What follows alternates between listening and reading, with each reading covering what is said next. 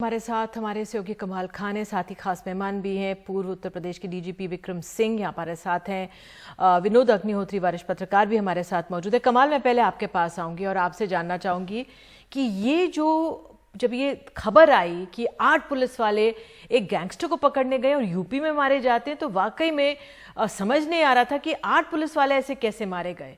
क्या हुआ होगा कि 8 पुलिस वाले अपनी जान नहीं बचा पाए या किस तरह से ये सब हो पाया?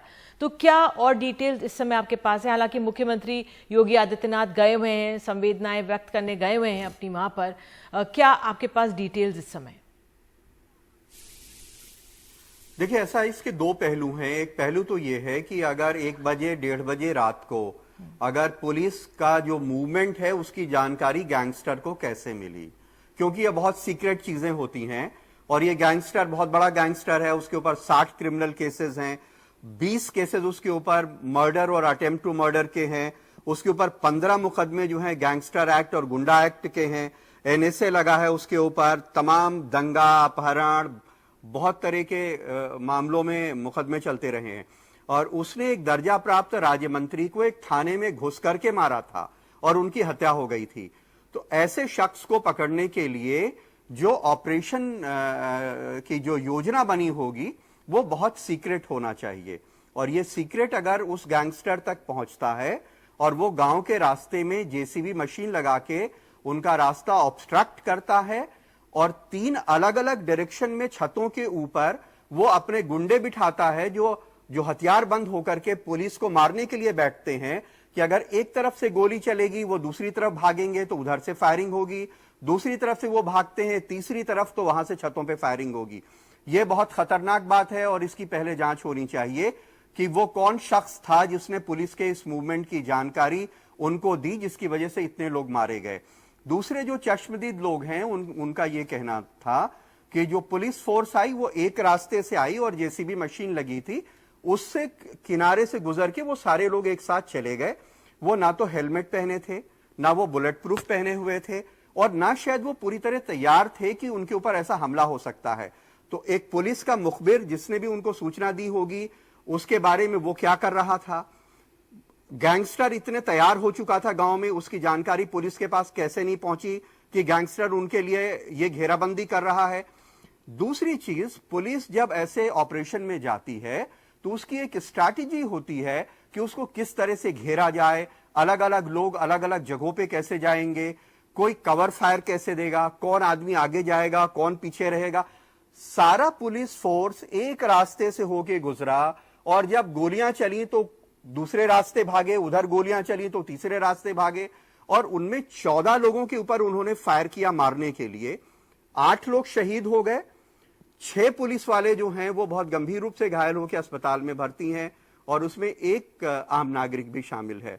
तो ये 2 बड़ी चीजें हैं जो बहुत संगीन है और इसके ऊपर इंट्रोस्पेक्शन भी करना होगा और आगे के लिए देखना होगा कि आगे ऐसा ना हो, क्या किया जाए उसके लिए। बिल्कुल कमाल, आपको जाना भी इसलिए बहुत बहुत शुक्रिया ये तमाम जानकारियों के लिए। और हमारे साथ विक्रम सिंह और विनोद अग्निहोत्री मौजूद हैं। विक्रम जी, इतना दुस्साहस कैसे आ गया एक गैंगस्टर को? ठीक है, उसको मुखबरी करके जानकारी मिल गई, लेकिन भागने की बजाय चुपचाप उसने ये सोचा, ये ठानी कि वो पुलिस वालों को अटैक करेगा और मार देता है। तो इस तरह से दुस्साहस करने की हिम्मत कैसे मिल गई? आपका क्या आंकलन है? निधि जी, कुछ दबंग और मनबड़ अपराधी ऐसे होते हैं, जैसा कमाल ने कहा था, एक मंत्री पद प्राप्त संतोष शुक्ला थाना शिवराजपुर वहां घुस करके थाने में एसओ के चेंबर में कार्बाइन से उनके ऊपर अंधाधुंध फायर कर किसने हत्या की। तो आप इसके माइंड का फ्रेमवर्क समझ सकती हैं कि कितनी विकृत मानसिकता का ये अपराधी है। लेकिन जो दूसरी आपत्तिजनक बात है कि पुलिस के मूवमेंट की खबर ये इसको मिलती थी। ये साधन संपत्ति, बाहुबली, राजनीतिक बली, धन बली, और इसने इसका दुरुपयोग करते हुए स्थानीय चौकी और पुलिस की जिम्मेदारी थी कि इसके मूवमेंट, इसकी जरिया आमदनी के पुलिस में जो संपर्क सूत्र है और तमाम के बारे में लेखा जोखा करता। लेकिन लेखा जोखा शायद लगता है ज्यादा क्या पुलिस के ऊपर, पुलिस के ऊपर, और पुलिस का मूवमेंट एक्सपोज हुआ। कमाल ने यह भी कहा कि जो field craft tactics, strategy, ambush, area domination होना चाहिए था, वो था ही नहीं। बुलेट प्रूफ जैकेट्स और पटका, वेरी लाइट पिस्टल्स जिससे कि रोशनी की जाती है, गैस का इस्तेमाल नहीं, ये एक सामान्य अपराधी है। इससे पहले निधि की सबसे बड़ी घटना हुई थी, वो सितंबर 1981 में थाना। सर अब आपका अपना ऑडियो आप ठीक करिए, मैं आपके पास आती हूँ, आप कीजिए अपना ऑडियो फिक्स। विनोद जी, कहा जा रहा है कि जो ये अपराधी है 2 दशक से ज्यादा सक्रिय था, बहुजन समाज पार्टी से भी करीबी रहा है, इनके अपने उस पर लिखा हुआ है कि भारतीय जनता युवा मोर्चा में भी ये शामिल रहे हैं। तो और ठेके से शायद ये लोग पैसा कमाते थे। मैं पूछ रही थी कुछ लोगों से, कैसे इतना बड़ा बिल्डअप ये कर लेते थे और इतने समय तक सक्रिय कैसे बने रहे, कानून के हाथ क्यों नहीं पहुंचे इन तक? देखिए निधि, मैं उसी इलाके का रहने वाला हूं जहां ये घटना हुई है। मेरा गांव जो है लक्ष्मणपुर मिश्रान उदयपुरा के पास है, उसी बिल्लौर तहसील का हिस्सा है। और ये शिवली के पास बिकरू गांव है। इस गांव में हम लोगों की तमाम सबकी आसपास के गांवों में रिश्तेदारियां भी हैं, तो बहुत आना जाना भी हम लोगों का रहा है। तो ये देखिए, ये इस तरह के जो अपराधी, विक्रम सिंह जी भी सही कह रहे थे, ये सब राजनीतिक संरक्षण में पलते बढ़ते हैं। और शुरू में ये छुटभैया किस्म के नेता होते हैं, और उसके बाद जो है धीरे धीरे जब इनका अपराध का ग्राफ बढ़ जाता है, इनका दबदबा बढ़ जाता है, लोग इनसे डरने लगते हैं, तब फिर ठेकेदारी और तमाम तरह के धंधे करके पैसे भी कमाते हैं। और जहां तक विकास दुबे की बात है, विकास दुबे का की पारिवारिक पृष्ठभूमि जो है, अगर मैं कहूं तो इनका खानदान बड़ा उस इलाके में प्रतिष्ठित खानदान रहा है। इनके जो बाबा के पिताजी थे उस इलाके के जमींदार थे वो दुबे परिवार, और काफी उनकी इज्जत थी। लेकिन ये विकास दुबे अपराधी हो गया, और जिस तरह से शिवली थाने में घुस करके संतोष शुक्ला की हत्या हुई थी जिस समय पुलिस की मौजूदगी में, वो अपने आप में इतना जघन्य हत्याकांड था कि पूरा प्रदेश तब भी थरथरा गया था। और जैसे ये घटना हुई है जो आज की, ये भी मुझे नहीं लगता, विक्रम सिंह जी मुझे सही करेंगे, कि इतनी बड़ी संख्या में पुलिस वाले कभी उत्तर प्रदेश में इस तरह मारे गए हों। 8 पुलिस वाले एकदम, इसमें एक सर्किल अफसर यानी क्षेत्राधिकारी की मौत हुई है, और थाना अध्यक्ष घायल हुए हैं बुरी तरह से। तो ये सब देख करके मतलब इतना बड़ा दुर्दांत ये कांड हुआ है। तो पहले तो ये पता किया जाना चाहिए, जो कमाल ने कहा, कि मुखबिरी कहां से हुई, नंबर 1। दूसरी बात ये है कि राजनीतिक संरक्षण किनका किनका मिला हुआ था ये विकास दुबे एंड कंपनी को, कि इतने अपराध होने के बावजूद भी जो है वो जमानत भी हो जाती है, और वो वहां पर पंचायत में वहां पत्थर लगा हुआ है गांव में, इनका नाम का माननीय विकास दुबे करके बार बार दिखा रहे थे। तो कहीं ना कहीं सामाजिक स्वीकृति भी मिली हुई थी क्षेत्रीय स्तर पर विकास दुबे और उनके लोगों को। तो ये सब चीजें जो है बहुत गहन जात का विषय है। और ये प्रश्न चिन्ह भी उठता है, जो आपको याद होगा जब योगी सरकार आई थी तो साल भर के अंदर बड़ा हल्ला मचा था कि सब अपराधी जो है या तो जेल में होंगे या ऊपर होंगे, और तमाम एनकाउंटर्स हुए थे। तो अगर एनकाउंटर्स हुए और अपराधी जेल में गए या मौत उनकी हुई, तो बाकी ये भी ऐसे अपराधी बच कैसे गए? ऐसे बहुत सारे अपराधी उत्तर प्रदेश में बहुत सारे कांड अक्सर हो जाते हैं। तो ये बड़े चिंता का विषय है। कानून व्यवस्था का सवाल उत्तर प्रदेश की राजनीति बिल्कुल ठीक है, आप कह रहे हैं, मुख्य सवाल रहा है, चाहे वो सरकार अखिलेश यादव की हो या योगी जी की हो।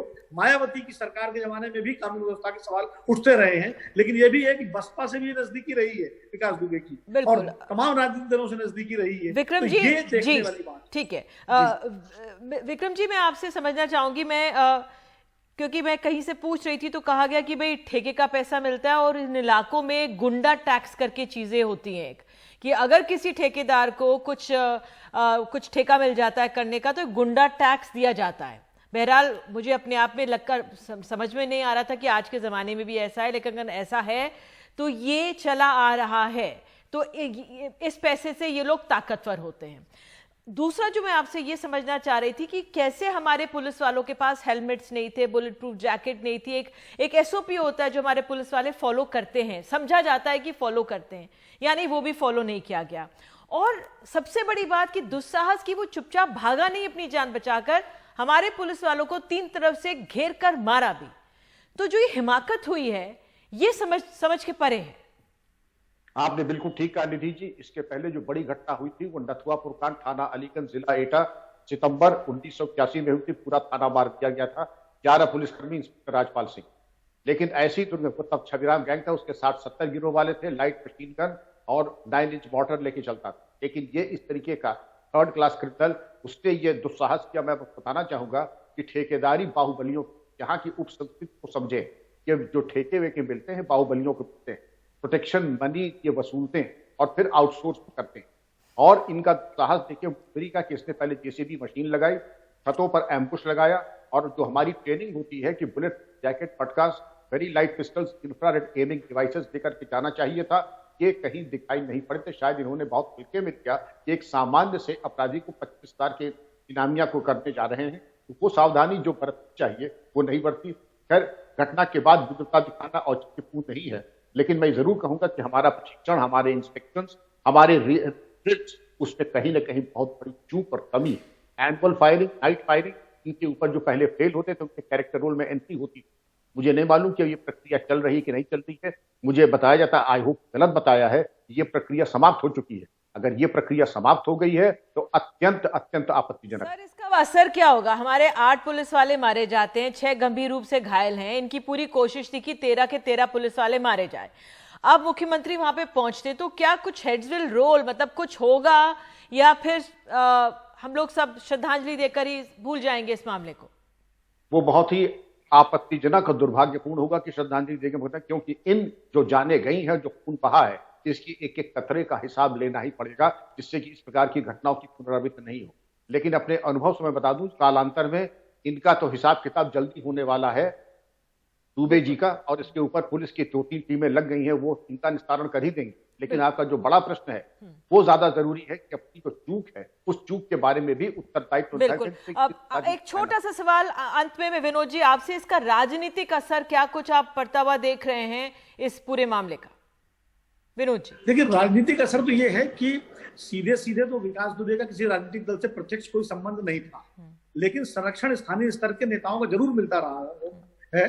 इसलिए जब भाजपा की सरकार थी उत्तर प्रदेश में और भाजपा के ही एक प्रमुख नेता की हत्या हुई थी शिवली में थाने के अंदर, संतोष शुक्ला कोई साधारण नेता नहीं थे कानपुर के, मैं जानता हूं, हमारे जमाने के वो छात्र नेता भी रहे हैं। जब जिस कॉलेज में पढ़ा हूं वहां के वो छात्र नेता थे कानपुर विश्वविद्यालय के, तो बड़े मजबूत और बड़े दबंग इसमें नेता थे। भाजपा में भी उनकी बड़ी जबरदस्त पैठ थी, दिल्ली, लखनऊ से दिल्ली तक। लेकिन उनकी हत्या के बाद आप देखिए मुकदमा चला और गवाही तक नहीं मिली और केस में विकास दुबे पर आरोप लगा और विकास दुबे बरी हो गए।